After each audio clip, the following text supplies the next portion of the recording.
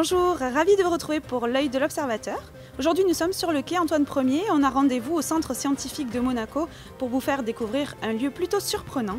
Ça se passe au 5e étage, je vous laisse me suivre. Bonjour Denis Allemand. Bonjour Anne-Sophie.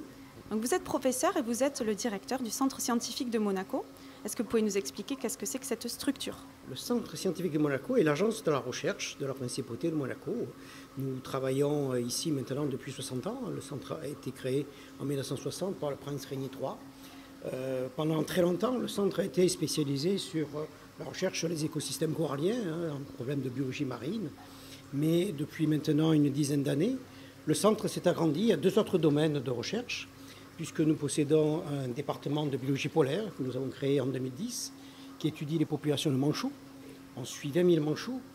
Et puis également un département de biologie médicale qui travaille sur trois grands axes.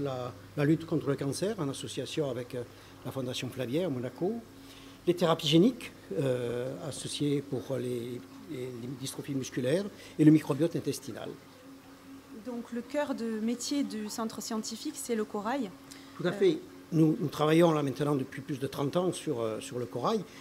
Donc les aquariums dans lesquels nous sommes ont été créés en 1990. Nous avons collecté un certain nombre de colonies en mer Rouge, en Jordanie.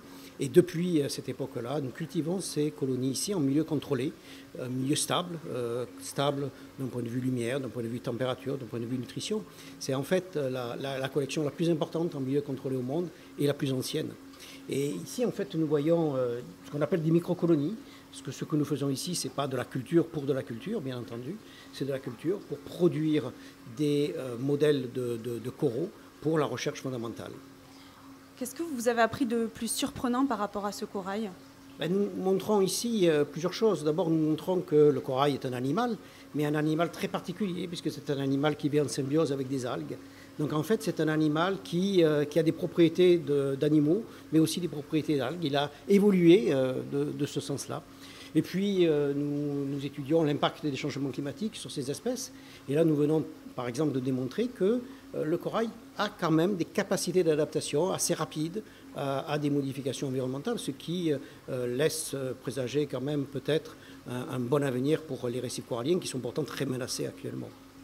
Un petit mot sur le lieu où nous nous trouvons. C'est un aquarium assez extraordinaire. Est-ce que vous auriez quelque chose à nous préciser un peu sur les coraux que l'on peut voir? Oui, alors nous avons ici en culture une soixantaine de coraux, mais celui-ci est très intéressant puisque ce corail a plus de 60 ans en aquarium. C'est le plus vieux corail en aquarium au monde.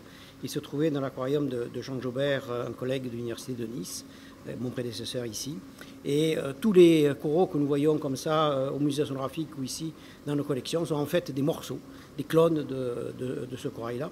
Mais en fait, on essaye d'avoir une diversité de coraux pour étudier l'impact des changements climatiques ou pour faire de la physiologie comparée sur ces différents coraux.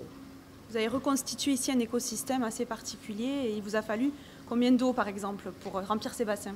Alors ici, nous sommes au dernier étage du bâtiment, 5e étage. Nous avons 20 tonnes d'eau, à la fois dans les aquariums de culture que nous voyons ici, mais également dans les salles expérimentales.